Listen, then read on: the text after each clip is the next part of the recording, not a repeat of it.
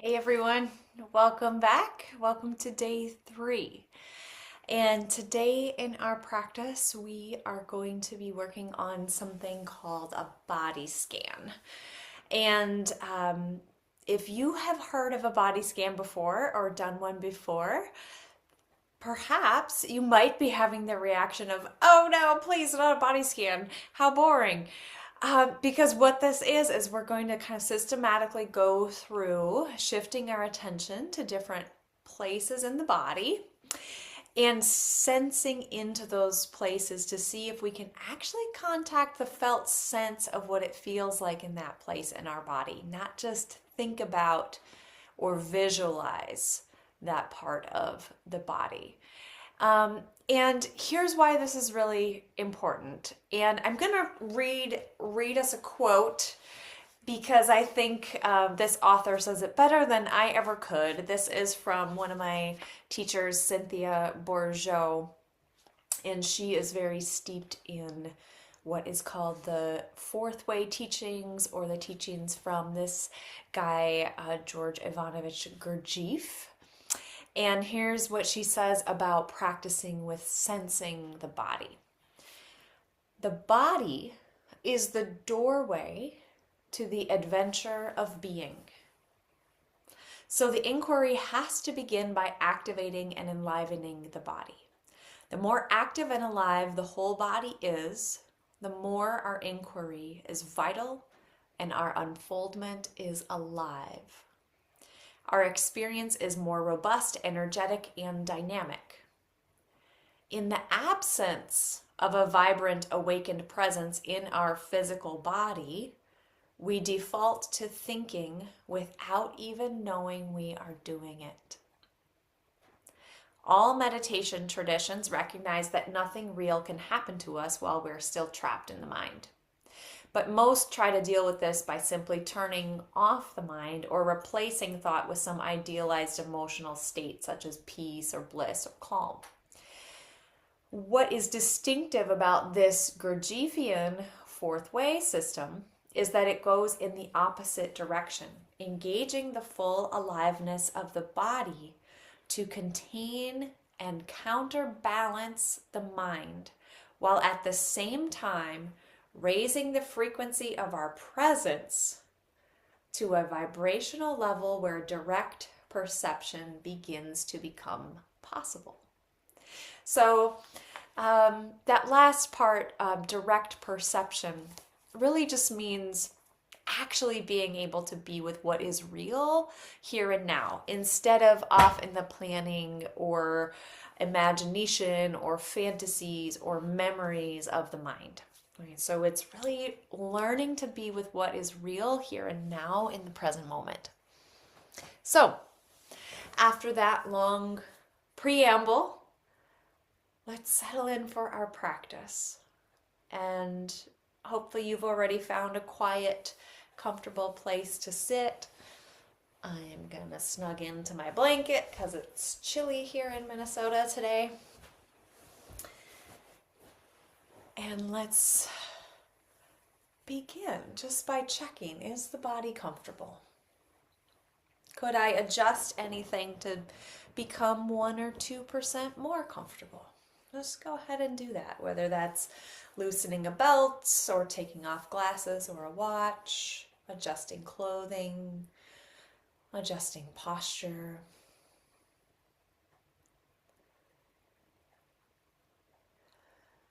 And then if it's helpful for you to stay focused with the eyes closed, go ahead and close the eyes. If you're one of these people whose minds just goes off running as soon as the eyes are closed, it might be more supportive to keep the eyes open, but just drop them down below kind of that 90-degree mark. Just letting the gaze fall down in front of you, kind of fixing on a certain point, and then letting the eyes relax. And taking a few deep breaths.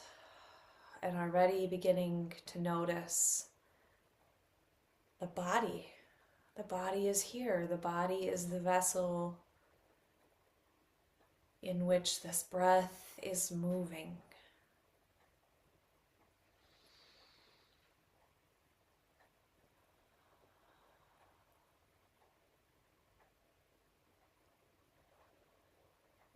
And where do I notice the sensations of breath most clearly, most distinctly?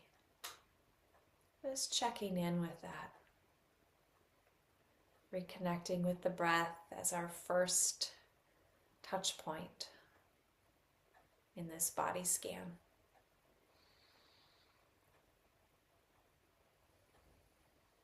And while staying with the breath, connecting with my sense of intention, my sense of determination and will to stick with the practice. And when the mind wanders, knowing that's not a failure, it's just one more thing to notice. And then bring the mind back right here to the breath, or to the point in the body we're focusing on.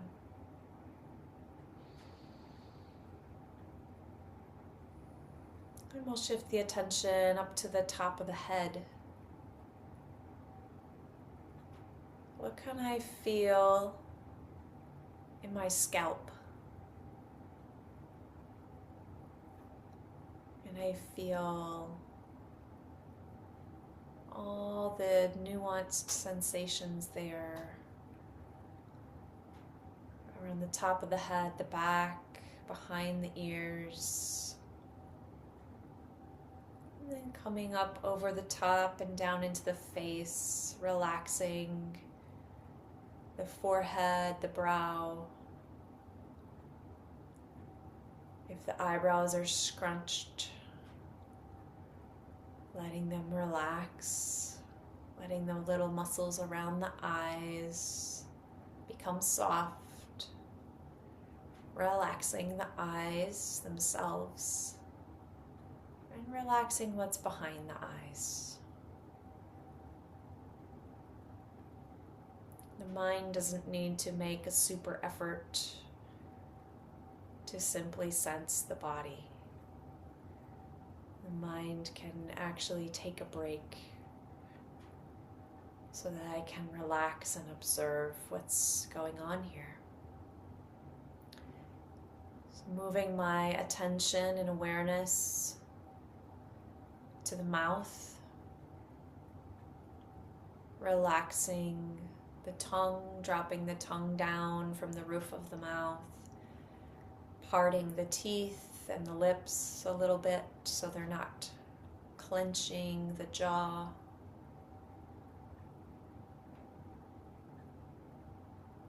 Maybe sliding the jaw around a little bit to loosen it. And then also checking with the balance of the head. Oftentimes we jut our chins out or up, and that puts strain on the back of the neck, right where the spine meets the skull. So I want to tuck the chin down, slide the head back, just ever so slightly to create some length in the back of the neck,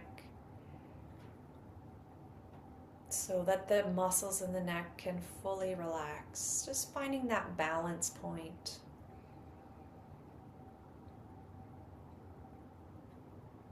With the skull resting without any straining.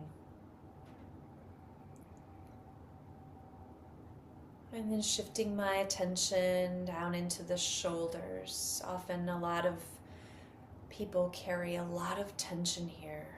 So maybe just giving the shoulders a few rolls, scrunching them up to the ears and then letting them drop down. And beginning to sense that that is a signal and permission for the shoulders to relax. Maybe bringing the shoulder blades slightly together and then sliding them down the back. Releases some pressure and clenching in all of those big muscles. as if the tension were just melting away and down, sliding down the body. And as the shoulders and upper back relax, so too can the upper chest relax. A lot of times, certain people carry tension around the collarbones. So as I bring my attention there, that supports the chest in being soft and at ease. And I relax down my arms, releasing any clenching in the muscles of the arms, giving the wrists maybe a turn or two to release any unnecessary tension there, closing the hands into a fist and then releasing them completely.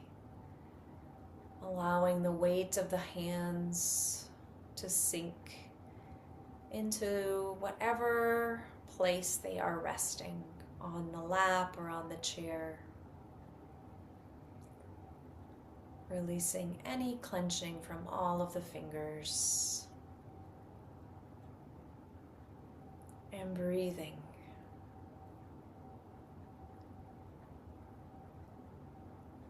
Feeling this expansion and contraction of the whole rib cage. On the sides of the body, the front of the body, and letting all those little muscles between the rib cage, the intercostal muscles, relax. So that the breath can really move freely and expand fully. And as the mind gets distracted, I just gently guide it back to sensing the body. No need to judge the mind. It's just not used to being this concentrated. So we're training the mind, the attention. And I can drop my attention down even further into the solar plexus, this place right in the middle of the torso, at the just beneath the bottom of the rib cage, near the diaphragm. Breathing in to the center of my torso, into the solar plexus. Relaxing the diaphragm, relaxing all the muscles of the abdominal wall, letting the belly be round and soft, and enjoying the comforting movements of the breath as it moves all the way down into the belly.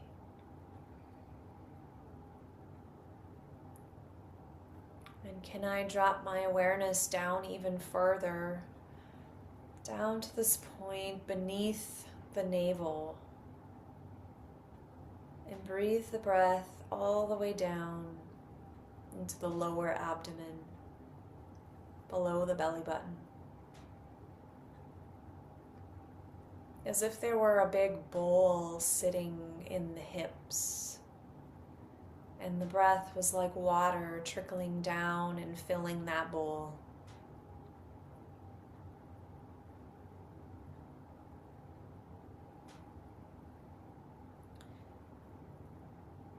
Releasing the muscles of the lower back. And I can support this by just really trusting that this chair is holding me up. I don't need to clench or strain. I can just sink into this chair and trust that it's okay to release. In this moment, it's safe enough to relax.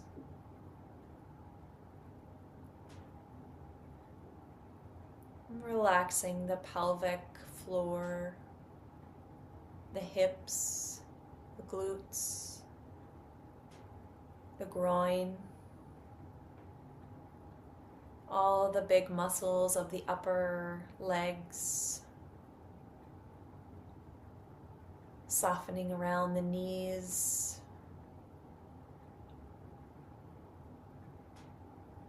all the little tendons around the knees.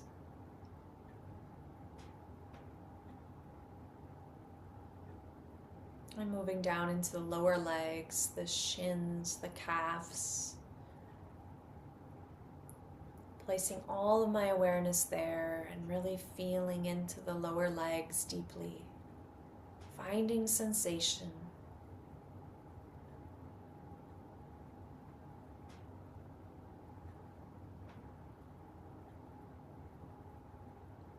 Relaxing the ankles, and if they feel tight or stiff, maybe giving the ankles a little wiggle or a circle, rotating a few times, and letting them come back to stillness. And dropping my awareness down into the feet, first feeling the tops of the feet. What can be felt there? What temperature? What texture? And then sensing the bottoms of the feet and whatever the feet are coming into contact with. Filling the feet with sensation simply by directing my awareness there and letting the breath move freely.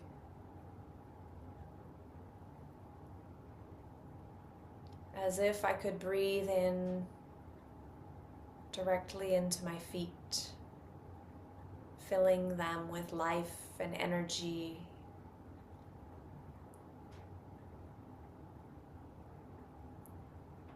And then just checking, can I feel each individual toe, starting with, let's start on the right side, the big toe of the right foot. Can I locate where that is in space? And can I sense into the big toe? Might have to give it a little wiggle to find it. And then switching to the second toe, the third, the fourth, and the pinky toe. And if that's challenging and you can't differentiate between each toe, don't worry about it. This gets easier with practice, and that's why we practice. So switching over to the left foot, can I feel the left big toe? What sensations are there? What points of contact can I sense? And then shifting to the second toe, and the third, and the fourth, and finally all the way down to the little pinky toe.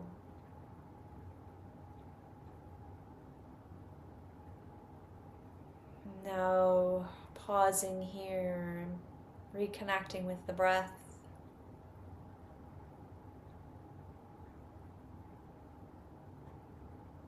Getting an overall sense of this body, the totality of it, the wholeness of my being from head to toe.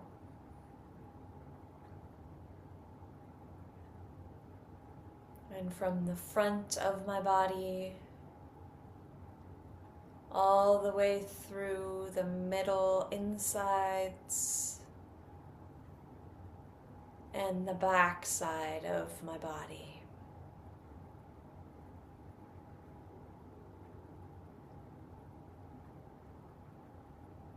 This is what it feels like to be awake, alive, whole in this body right here and now. Whether the sensations are pleasant or unpleasant,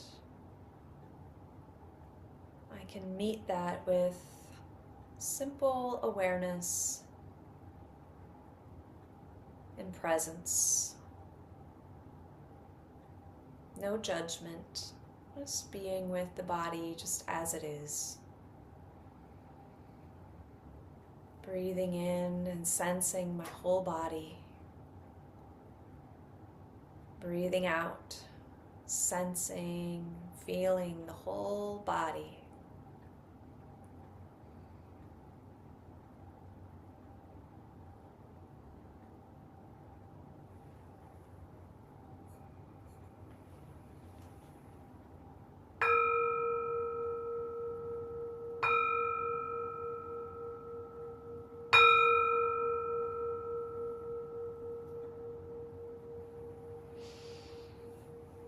Letting the eyes come open if they were closed. And carrying this awareness of body with us as we go about our day. Thanks for practicing with me. I really appreciate you for the way that you're showing up for yourself. Let's keep going. Stick with it. We'll see you tomorrow.